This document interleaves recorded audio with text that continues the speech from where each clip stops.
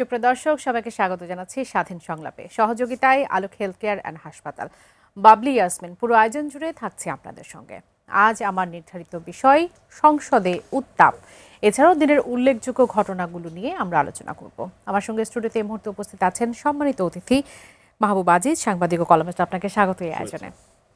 দর্শক, এছাড়া খুলনা 4-এর সংসদ সদস্য আজিজুল বারী হেলাল, বিএনপি, আপনাকে স্বাগত এই আয়োজনে। হেলাল ভাই, আপনাকে দিয়ে একটু শুরু করি। যে বিষয়টি আপনিও দেখছিলেন, বিরোধী দলের নেতার বক্তব্য শুনছিলেন, সংস্কার পরিষদের সভা অনুষ্ঠিত হয়েছে, সেটি নিয়ে কথা বলছিলেন। যখন আমরা ত্রয়োদশ জাতীয় সংসদের অধিবেশন বসেছে, এরপর থেকেই যে বিষয়টি নিয়ে সব থেকে বেশি আলোচনা চলছে যে সংবিধান সংস্কার নাকি সংবিধান আসলে কি হবে, সেই সিদ্ধান্তের ব্যাপারটা জানার চেষ্টা করছিলাম। আজকের সিদ্ধান্ত এখন পর্যন্ত বিএনপির পক্ষ থেকে কি এসেছে বিষয়, এবং সেই সাথে বিরোধী দলের নেতার যে কথা আমরা শুনছিলাম তার প্রেক্ষাপটে আপনি কি বলতে চানবেন? সংশোধন সংস্কার সেই বিষয়ে কি হলো? দেখুন, প্রথমে আমি আমাদের সরকারি দল বিরোধী দল উভয়কে ধন্যবাদ জানাতে চাই, একজন নবীন বা নতুন সংসদ সদস্য হিসাবে, যে উই আর মুভিং ফরওয়ার্ড। এবং এই মুভিং ফরওয়ার্ডে যে আমাদের মধ্যে যে একটা যে তর্ক এবং বিতর্ক, ডিবেট এবং আর্গুমেন্টসগুলো খুব সৌন্দর্যের ছিল, খুবই প্রাণবন্ত ছিল, এবং আমরা কিন্তু শেষ পর্যন্ত একটা মতে উপনীত হয়েছি।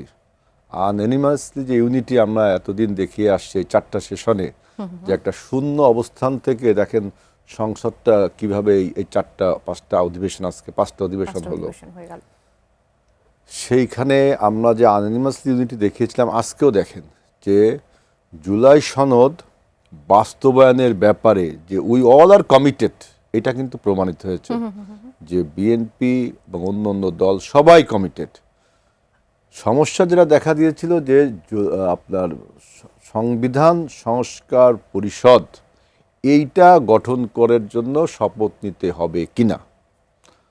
আমরা এই জুলাই সনদ বা সংবিধান সংস্কার পরিষদের এই শপথটা যদি নিতে হয়, বিভিন্ন কারণ আমরা সংসদে বলেছি, কেন নিব না তার কারণও বলেছি। এখন আমরা ইউনিটি দেখিয়েছি যে এই বিষয়ে একটা কমিটি গঠন করা, বিশেষ কমিটির কথা, একটা বিশেষ কমিটি আমরা প্রস্তাব দিয়েছি, তারাও মেনে নিয়েছে।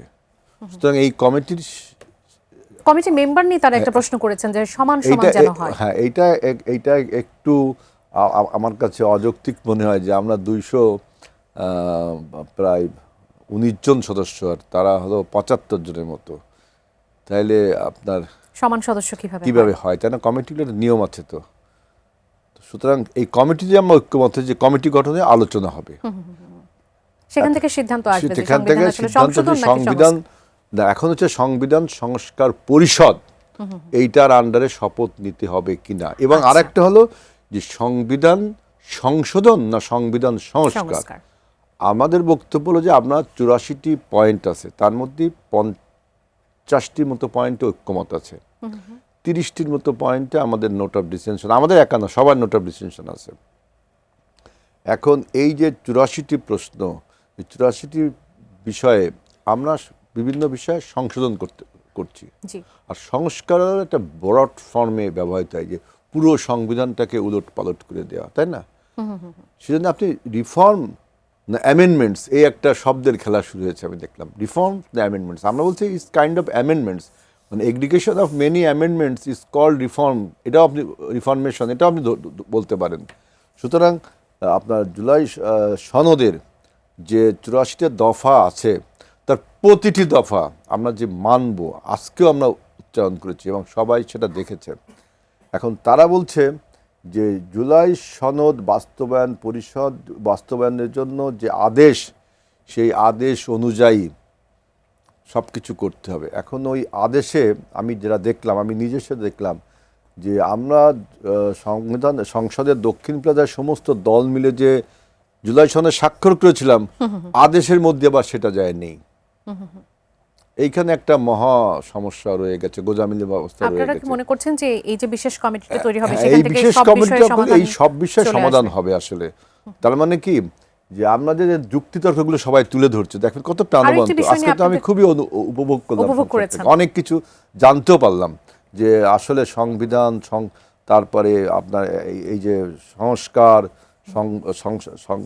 সংসদের আইন কানুন এবং ডিবেটস, আর্গুমেন্ট যেগুলো বিরোধী দল সরকারি দল দেখালেন, করলেন, এবং সবাই একমত উপনীত হলো, ঠিক আছে আমাদের একটা কমিটি গঠন করে সেই বিশেষ কমিটি আলোচনা হবে, এরপরে আবার সংসদ আলোচনা হবে। আরেকটি বিষয় নিয়ে বিএনপির প্রতি প্রশ্ন তোলা হচ্ছে, বিশেষ করে এনসিপির পক্ষ থেকে, সেটা হচ্ছে যে বিএনপি যে নোট অফ ডিসেন্টের কথা বারবার বলে আসছে, সেই নোট অফ ডিসেন্ট আসলে গণভোটের যখন হ্যাঁ জয়যুক্ত হয় তখন সেটি আসলে সেই নোট অফ ডিসেন্ট আসলে থাকে না। সেক্ষেত্রে আপনারা কি বলছেন? গণভোট এবং গণভোটটা কি জন্য হয়েছে, যে জুলাই সনদ আমরা বাস্তবায়ন করব কি করব না, তাই তো? জনগণের কাছে ম্যান্ডেট নিয়েছি যে জুলাই সনদ বাস্তবায়ন করব কি করব না। জনগণ হা ভোট দিয়েছে, মানে আমরা জুলাই সনদ বাস্তবায়ন করবেন। এখন জুলাই সনদের যে 84টা পয়েন্টে আমাদের যে নোট অফ ডিসেনশন ছিল সেটা সহজ স্বাক্ষর হয়েছে। এখন আমরা কিন্তু ওই আমাদের নির্বাচনী ইশতেহারে এই কথাগুলো উল্লেখ করেছি। আমাদের ইশতেহার দেখবেন আর জুলাই সনদ দেখবেন একই রকম, জুলাই সনদ আমাদের নোট অফ ডিসেনশন একই রকম। ওখানে কিন্তু আমরা 52% ভোট পেয়েছি, প্লাস ভোট পেয়েছি। তাহলে আমাদের এই যে ডিসেনশন যেগুলো আছে এই সেগুলো আমরা বাস্তবায়ন করব, যে জনগণ আমাদের 52% ভোট দিয়েছে, যে দল হিসেবে সেটা আপনারা, আর ওই যে 69% ভোট গণভোটের জন্য, সেটা তো আমরা বাস্তবায়ন করব ওই 84টা পয়েন্ট। কিন্তু কথা থাকে যে বিষয়গুলো ডিসেনশন আমরা দিয়েছি সেটা সব আমরা স্বাক্ষর করেছি। তাহলে সেই এবং আপনার জুলাই সনদ আদেশেও দেখবেন লেখা আছে যে রাজনৈতিক আদেশও, আমার ধারাটা মনে নেই কত নম্বর পয়েন্টে লেখা আছে যে সমস্ত ডিসেনশন আছে সেই সমস্ত রাজনৈতিক দল যদি জনগণের রায়ে জয়ী হয় তাহলে তারা তাদের মতো করে মানে তাদের সেই বর্ণিত ইশতেহারটি তারা পালন করবে। অসংখ্য ধন্যবাদ। আমি এটা তো ক্লিয়ার একদম। মাহবুব আজিজ ভাই, আপনার কাছে এই বিষয়টা নিয়ে যে বিশেষ কমিটি প্রস্তুত করা হলো, তৈরি করা হলো সরকারের দলের পক্ষ থেকে, এটা যখন আসলো তখন সেটিকে আসলে আপনি কিভাবে দেখছেন, এবং সংবিধান সংস্কার নাকি সংশোধন, এই বিষয়টা নিয়ে বিতর্কের অবসান আসলে কিভাবে হওয়া উচিত বলে মনে করেন আপনি? ধন্যবাদ, শুভেচ্ছা হেলাল ভাইকে। দেখুন, এই যে বর্তমান যে সংসদ, তার প্রতি তো জন আকাঙ্ক্ষা প্রচণ্ড, এবং বিশেষ করে গণ অভ্যুত্থানোত্তর একটি সংসদ, যেখানে দীর্ঘদিন গণতন্ত্র অনুপস্থিত ছিল, জবাবদিহিতা আইনের শাসন অনুপস্থিত ছিল, এবং অন্তর্বর্তীকালীন সরকারের নানান রকম ভূমিকার পর, তো এর মধ্যে যে ব্যাপারগুলো ঘটেছে, যে সংসদে যে বিতর্ক দেখা যাচ্ছে, একদিক থেকে দেখলে ঠিক আছে, এই বিতর্ক তো যুক্তিপূর্ণ বলে মনে হচ্ছে এবং পরস্পর, কিন্তু একটু ভিতরে যদি আমরা যাই, দেখুন জাতীয় ঐক্যমত্য কমিশন, 33টি রাজনৈতিক দল নিয়ে জাতীয় ঐক্যমত্য কমিশন হয়, 54টি নিবন্ধিত দলের মধ্যে, ওখানেই তো একটি শুভঙ্করের ফাঁকি রয়ে গেছে। আরও ফাঁকি রয়ে গেছে যে জাতীয় পার্টিকে আপনারা নির্বাচনে অংশগ্রহণ করতে দিলেন, কিন্তু আপনারা সংস্কার কমিটির সংলাপে রাখলেন না কিন্তু। এবং সর্বশেষ গ্রাহ্য নির্বাচনে যে 40% ভোট আওয়ামী লীগ পেয়েছিল, সেই দলের অংশগ্রহণও কিন্তু সেখানে আমরা দেখি নাই। এবং সেইটাও কিন্তু সরকারের একটা ঘোষণা, এক ধরনের নির্বাহী ঘোষণা, এই সব কিছু ঘটে গেছে। অর্থাৎ অনেক জোড়াতালি কিন্তু আগেও দেওয়া হয়েছে। সেই জায়গা থেকে এই যে এখন জামাতের কথাবার্তা শুনলে কি মনে হয়, জামাত এনসিপির কথাবার্তা শুনলে মনে হয় কি, যেটা আজকে পার্থ সাহেব বলেছেন সংসদে, যে জুলাই গণ অভ্যুত্থানে সকল কৃতিত্ব যেন জামাতের, সকল কৃতিত্বই যেন জামাত এনসিপির। এবং তিনি এটাই বলেছেন যে আপনারা 6 বলে 12 রান করেছেন, আমরা 300 রান আগে করে রেখেছি সবাই মিলে। আসলেই কিন্তু সারা দেশের মানুষ মিলে 300+ রান করে দেওয়ার পরে ছাত্ররা কোটা বিরোধী যারা আন্দোলন করছে শেষ শটটি তারা দিয়েছে। কাজেই এখন তারাই যদি সবচেয়ে বড় পোপ হয়ে যায়, ক্যাথলিকের সেই গল্পের মতো, যে সব কিছু তারা করেছে, এখন আপনার সেই ক্ষেত্রে, এবং তারা যখন এই ধরনের দাবি করছে যে সংস্কার নিয়ে প্রশ্নগুলো, আপনি দেখেন আরেকটা শুভঙ্করের ফাঁকি, নারী সংস্কার নিয়ে তারা কথা বলে না কেন?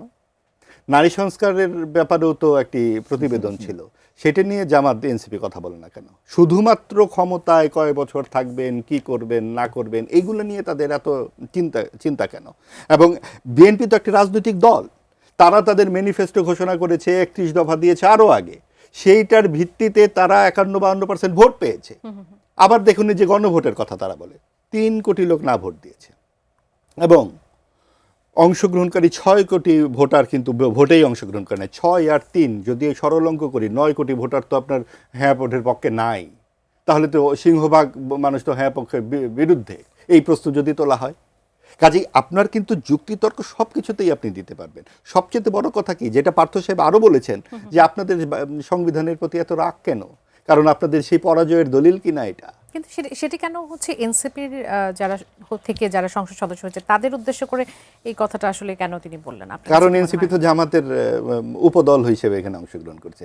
এই জামাত যা বলছে এনসিপি তাই বলছে, এবং এনসিপি তারা দাবি করছে যে তারা সকল গণ অভ্যুত্থানের সকল ঘটনা তারা ঘটিয়েছে। এটা আসলে কেউ এককভাবে ঘটায়নি। আপনি কি এটাও মনে করছেন, যেমন নারী সংস্কার কমিশনের কথা যখন বললেন সেটাও জামাত চাই বলেই কি এনসিপি সেটা নিয়ে কথা বলছে না? কারণ এনসিপি ভুলে গেল কেন? এই প্রশ্ন তো বিএনপির পক্ষ থেকে আগামী দিনই তো সংসদে তোলা উচিত। ভাই, আপনারা এত সংস্কারের কথা বলছেন, নারী সংস্কার কমিশন নিয়ে কথা বলেন না কেন?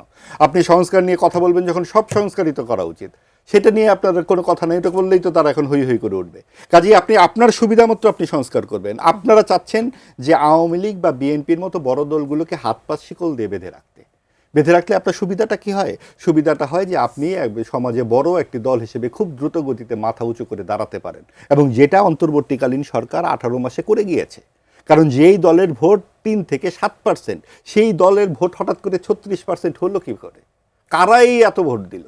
এই জামাত ইসলামের এত ভোট বেড়ে গেল এই কদিনে। আর ছিলই বা কারা, মানে দল হিসেবে ছিলই বা কারা? মানে দল হিসেবে ছিল না, এটাই তো করা হয়েছে তখন, যে দল হিসেবে থাকবে না যাতে বিরোধী দল তারা হতে পারে। সেটা যদি বলা হয়, যেভাবে আওয়ামী লীগের সময় জাতীয় পার্টিকে পুতুল বিরোধী দল বানানো হয়েছিল, অন্তর্বর্তীকালীন সরকার যেহেতু যুক্তরাষ্ট্র ফেরত, অনেক লেখাপড়া জানে, ওনারা পুতুল না বানিয়ে একটু জীবন্ত বানিয়েছে। এই পুরোটা সময় বিএনপির ভূমিকা আসলে কি ছিল এখানে? এখানে বিএনপি তাদের মতো করে ম্যাচিউরড রাজনীতি করেছে বলেই আমি ব্যক্তিগতভাবে মনে করি। কারণ বিএনপি কি করবে? তারা কি এখন বলবে যে না আপনি আওয়ামী লীগকে নিয়ে আসেন? তারা তো বলেছে যে যেইটা নিয়ম কানুনের মধ্যে সম্ভব, তারা মব সন্ত্রাসীদের বিরুদ্ধে বলেছে। তারা বলেছে নির্বাহী আদেশে কোনো রাজনৈতিক দলকে নিষিদ্ধ করা যাবে না। যারা এমনও আমরা দেখেছি নির্বাচনের আগে নেতারা সরাসরি বলেছেন যে যারা হত্যাকাণ্ডের সঙ্গে জড়িত তারা ছাড়া অন্যদের তো অনেক সুযোগ আছে সমাজে ফেরত আসার, এবং এটা তো আসবেই। আজ হোক কাল হোক এই প্রশ্নগুলো উঠবে না। আপনি কতদিন 3 থেকে 4 কোটি লোককে সমাজের বাইরে ফেলে রাখবেন? এটা কি সম্ভব? এটা তো আসবেই, হয়তো এই সংসদে আলোচনা হবে। এবং আপনি দেখুন যে বিএনপি কিন্তু কখনোই আইন নিজের হাতে তুলে নেবার কথা বলছে না। তারা সবসময়ই বলছে যে আইনের শাসন আমরা দেখতে চাই, এবং সেটা কিন্তু মব সন্ত্রাসের বিরুদ্ধে যেমন, সেভাবে নিশ্চয়ই যারা হত্যার সঙ্গে জড়িত তাদেরকে তো আসলে নির্বাচনে অংশগ্রহণ করার কোনো সুযোগ দেওয়ার কোনো সুযোগই নাই। এবং সেইটা এখন আপনি দেখুন যে জামাতে ইসলামীর যে রাজনীতির যে শুভঙ্করের ফাঁকিগুলো, যেখানে ভেন্টিলেটরের অভাবে রাজশাহী মেডিকেল কলেজে 22 জন শিশু মারা গেল, এবং সেখানে ভেন্টিলেটর নাই। স্বাস্থ্যমন্ত্রী সংসদে বললেন যে এখানে উপজেলা স্বাস্থ্য কমপ্লেক্সে গজ ফিতা সিরিঞ্জ কেনার টাকা নাই। তার মানে কত বড় লুণ্ঠন এখানে হয়েছে। আমরা আওয়ামী লীগের লুণ্ঠন সম্পর্কে সবাই জানি, এই 18 মাসের অন্তর্বর্তীকালীন সরকারের লুণ্ঠন সম্পর্কে তো জানা যাচ্ছে। তাহলে এই যে শিশুগুলো মারা যাচ্ছে, এই যে হামে যে 41 জন শিশু মারা গেল, এর দায় কে নেবে?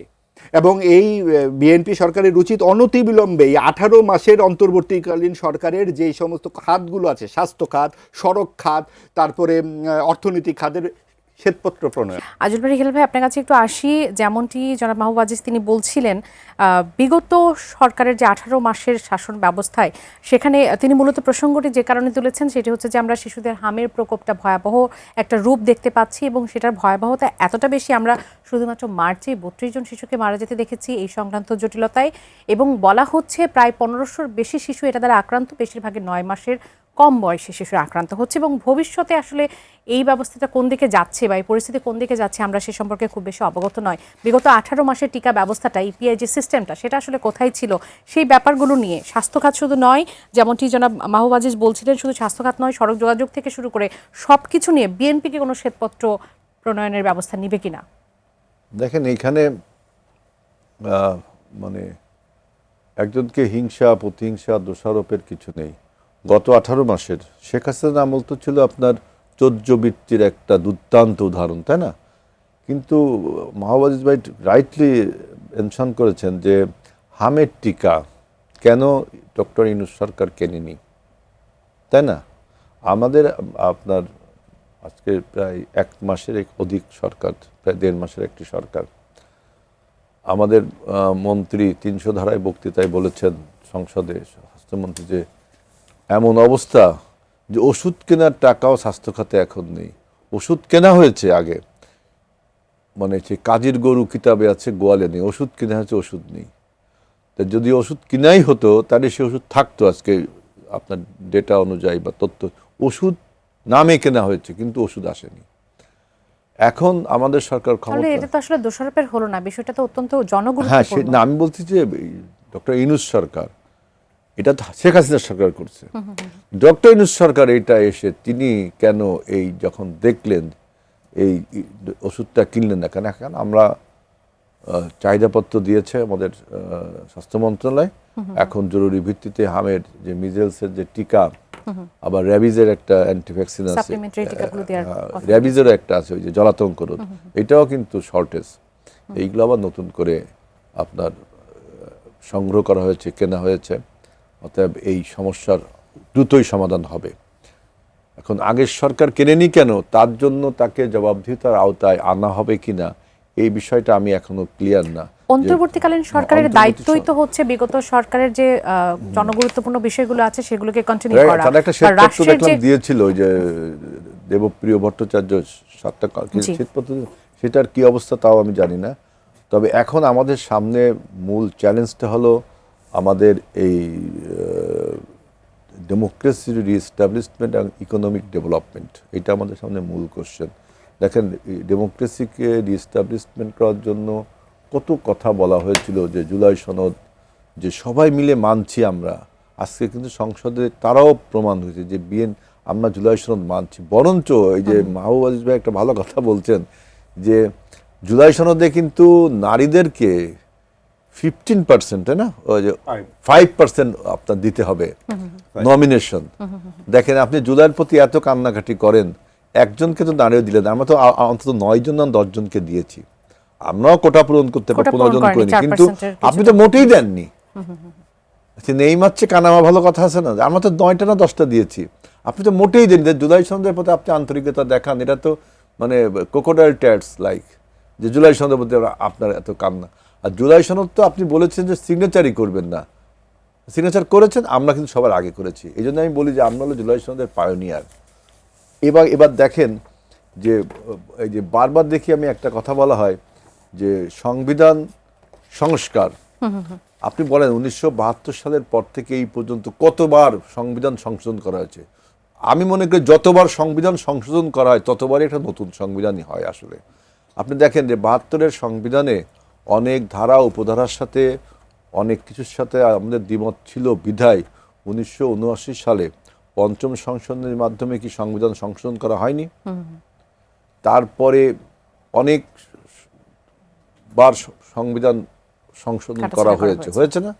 বলে যে বেগম খালেদা জিয়া বলেছিল যে এই সংবিধান ছুঁড়ে ফেলা হবে, যেহেতু অনেক ধারা উপধারা আমাদের যে রাষ্ট্র জনগণের সাথে সাংঘর্ষিক ছিল, বিশেষ করে পঞ্চদশ সংশোধনীর মাধ্যমে যে তত্ত্বাবধায়ক সরকারের ব্যবস্থা বাতিল করা হয়েছিল, তখন তিনি স্পষ্ট কণ্ঠে বলেছিলেন যে এই সংবিধান ছুঁড়ে ফেলা হবে। অথচ বলা হচ্ছে যে 72-এর সংবিধানকে ছুঁড়ে ফেলা। 72 সালের সরকারের ওই বিলটা 15 অ্যামেন্ডমেন্টের মাধ্যমে 2011 সালের ওই যে আপনার সুরঞ্জিত সেনগুপ্ত যে সংবিধান সংস্কার কমিশন, তারা এই তত্ত্বাবধায়ক সরকারের বিল মানে ব্যবস্থা বিলোপ করে, তখন বেগম খালেদা জিয়া এই কথাটা বলেছিলেন, তাই না? তা এই তত্ত্বাবধায়ক সরকারের বিল এখন আমরা ব্যবস্থা আমরা আনছি। অর্থাৎ সংবিধানের সবসময় আপনার সংশোধন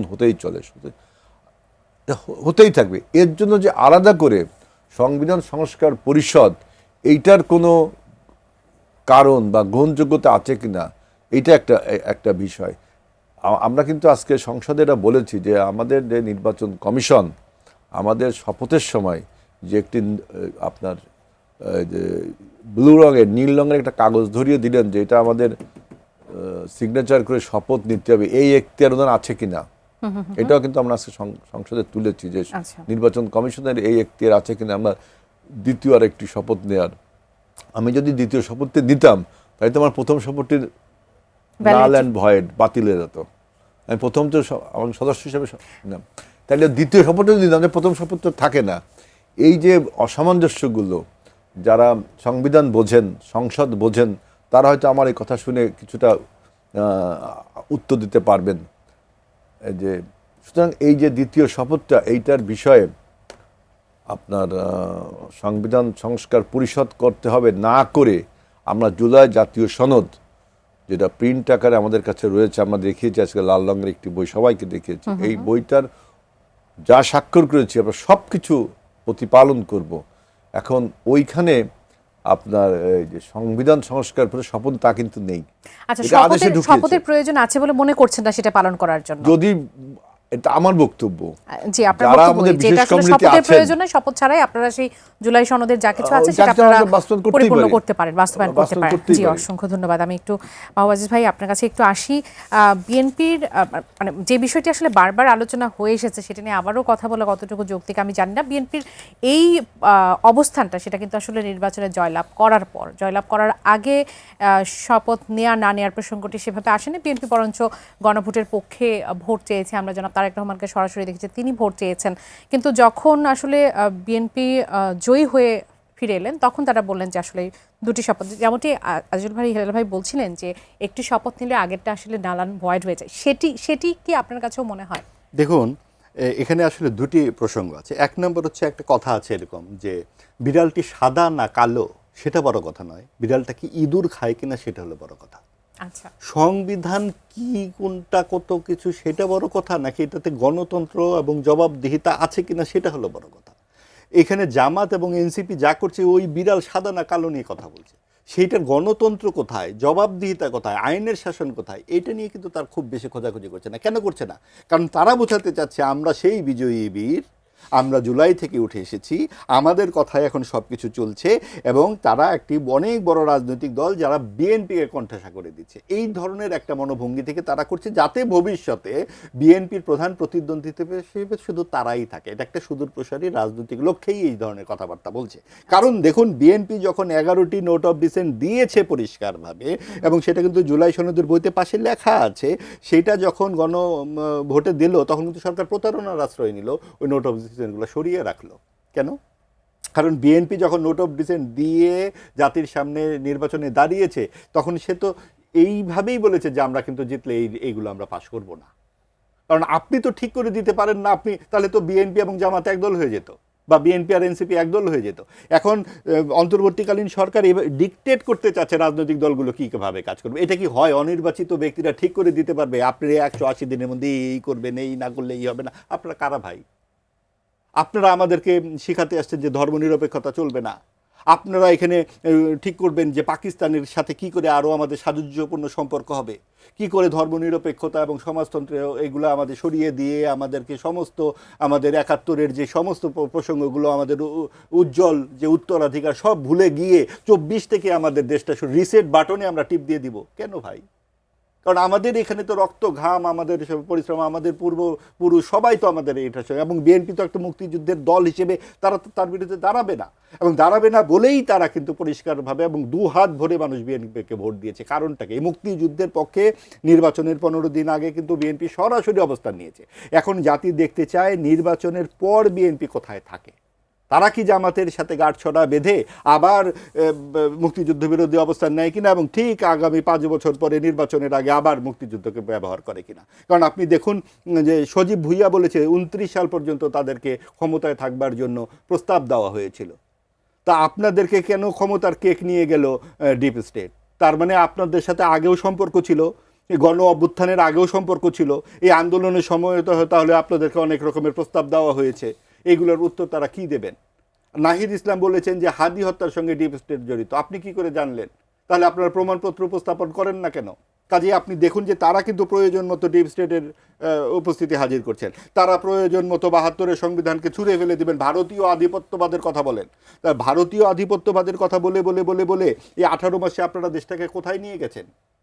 আপনারা যে বিশ্বকাপ ক্রিকেট থেকে শুরু করে সকল কিছু, আজকে এই যে জ্বালানি সংকট বলুন, স্বাস্থ্য সংকট, সড়ক দুর্ঘটনায় হিসাব মতে যে বেসরকারি হিসাবে প্রায় 300 জন মানুষ নিহত হয়েছে, আর মন্ত্রী বলছেন যে 110 জন। 110 বা 300 বিষয় নয়, বিষয় হচ্ছে দুর্ঘটনায়। এটাতে সরকার ইচ্ছা করে দুর্ঘটনা করে, কিন্তু সরকারের মন্ত্রী যদি বলেন যে একটি দুটি বড় দুর্ঘটনা ঘটেছে এবং 1.5 কোটি মানুষ যে কোনো ঈদের চেয়ে এবার স্বস্তিকর যাত্রা হয়েছে, সেটা কি আমাদের ওবায়দুল কাদেরের কথাগুলো মনে করিয়ে দেয় না?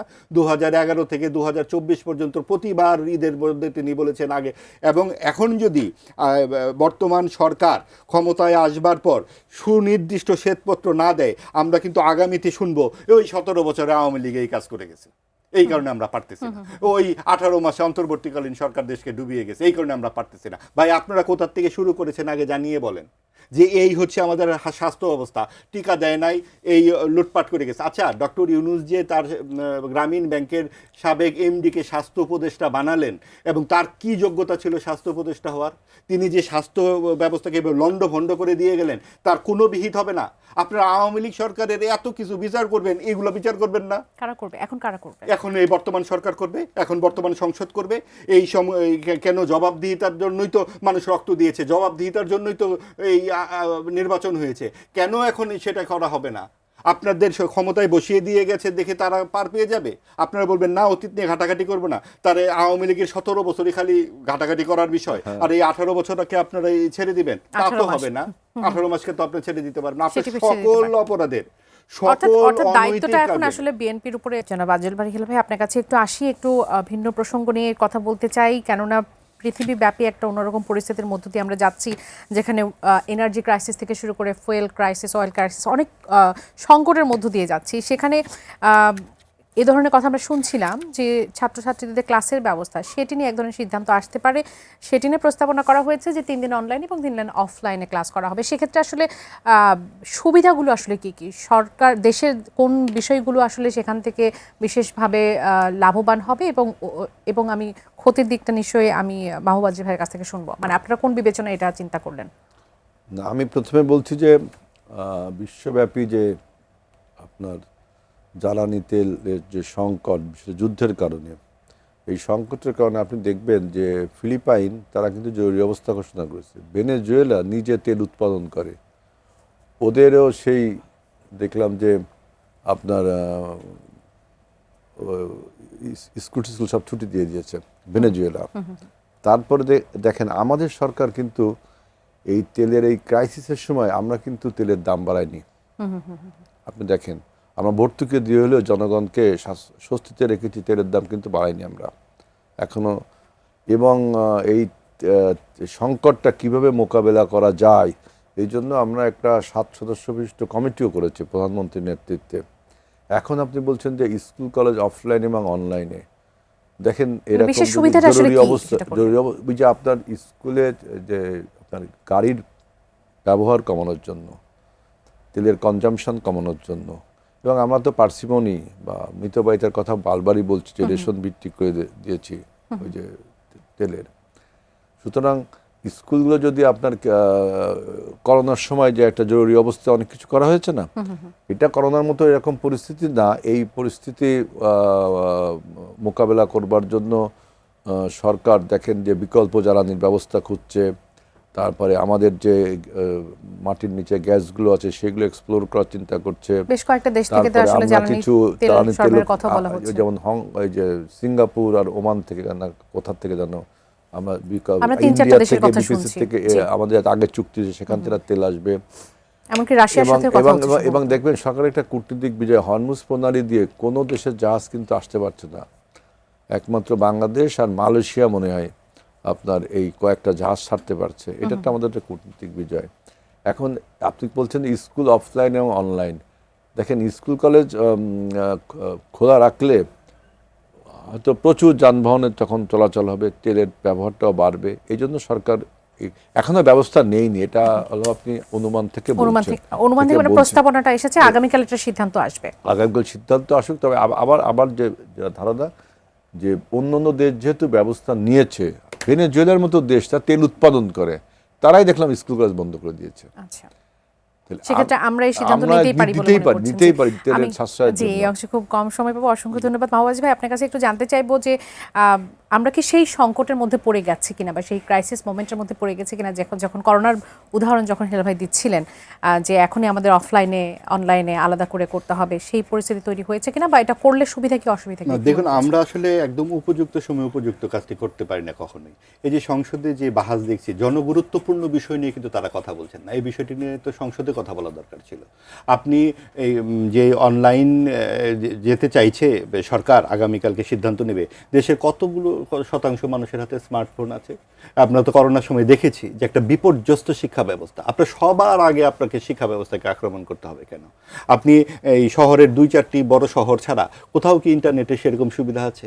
আমাদের এই গ্রামাঞ্চলে আপনাদের যে ছেলে মেয়েরা শিক্ষা বিমুখ হয়ে গেছে এই আন্দোলন ইত্যাদি নানান কিছুতে, তাদেরকে তো পড়ার টেবিলেই বসানো যাচ্ছে না। ডক্টর ইউনূসের 18 মাসে কখনো শুনেছেন যে বাবারা তোমরা পড়তে বসো? তা তো না। তোমরা অমুক জায়গায় ফ্যাসিস্ট, তোমার ঘরেই ফ্যাসিস্ট আছে, গ্রামে ফ্যাসিস্ট, যুদ্ধ করো সারাদিন। তো সেইখান থেকে ফেরত এসে যখন আমাদের লেখাপড়া করতে হবে, এই বর্তমান সরকার এসেও দেখলাম যে সবার আগে শিক্ষাকে আক্রমণ করবে কেন? আপনারা যে মিত ব্যয়িতার কথা বলছেন, কয়জন মানুষের গাড়ি দিয়ে স্কুলে যায় আমাদের দেশে? গ্রামে গঞ্জে কোথায় আপনি গাড়ি দিয়ে দেখলেন আপনি? এবং সেইখানে আপনি প্রথমেই স্কুল কেন বন্ধ করতে হবে? আপনি বন্ধ করুন এই সরকারি কর্মকর্তাদের এই যে বিলাসবহুল গাড়ি ইত্যাদি, সেইগুলো বের করে আপনি ট্রামে চলে, এই যে মেট্রোতে চলে কিনা, বাসে চলে কিনা, সেগুলো আগে ব্যবহার করুন এবং সেগুলো নিয়ে জনগুরুত্বপূর্ণ বিষয় নিয়ে সংসদে আলোচনা করুন। আপনি সংসদে কে কত বছর ক্ষমতায় থাকবে এটা নিয়ে বাহাস না করে আপনি আগে আসুন স্বাস্থ্যর ব্যবস্থায়। এখানে মানুষ মারা যাচ্ছে, আপনি সড়কে 300 লোক মরে যাচ্ছে, সেগুলোর ব্যবস্থায় কে, কার জবাবদিহিতায় রেল ক্রসিং তৈরি হচ্ছে না, ট্রাকের মধ্যে বাস ঢুকে যাচ্ছে, এইগুলো নিয়ে কোনো কথা আপনি সংসদে শুনবেন না। আপনি সংসদে খালি দেখা যাচ্ছে যে এই জুলাই সনদ, অমুক সংস্কার, আমরা এটা করেছি, আমরা এটা করেছি, অমুক দিয়েছি, এবং এই কয়েকজন লোক যেন যাবতীয় আন্দোলন করেছে। সারা বাংলাদেশের মানুষ রাস্তায় নেমে স্বৈরাচার হটিয়েছে কি কারণে? গণতন্ত্র, জবাবদিহিতা এবং আইনের শাসন প্রতিষ্ঠার জন্য, আর কিছু না। এবং সেইখানে তারা শিক্ষা, স্বাস্থ্য, ন্যূনতম যে সমস্ত প্রাথমিক যে বাঁচার অধিকারগুলো, মানবাধিকার, সেগুলো তারা চায়। কথা বললেই ভারতীয় দোসর, কথা বললেই অমুক ফ্যাসিবাদ, এবং বলে আপনি জেলখানায় দিয়ে রাখবেন। আপনি যে যে মামলার বিষয়গুলো, সেগুলো কিন্তু সরকার, আপনি সংসদে আলোচনা হচ্ছে না, সেটা রেকটিফাই করবে বলে এমন কথা আমরা জেনেছি। সেগুলো নিয়ে নিশ্চয়ই আলোচনা হওয়া উচিত, কেননা সবার আগে আসলে জনগণ, সবার আগে রাষ্ট্র, আমরা সেটা নিয়েই চিন্তা করব এবং আমরাও চাইবো যে সংসদে আসলে সেই বিষয়গুলো নিয়ে সব থেকে বেশি আলোচনা হোক, অগ্রাধিকার পাক। আপনাদের দুজনকে অসংখ্য ধন্যবাদ আমাদের আয়োজনে যুক্ত হওয়ার জন্য। দর্শক, এতক্ষণ যারা ছিলেন, আগামী স্বাধীন সংলাপ দেখার আমন্ত্রণ জানিয়ে আজ এখান থেকে বিদায় নিচ্ছি। সাথে থাকার জন্য ধন্যবাদ। শুভরাত্রি।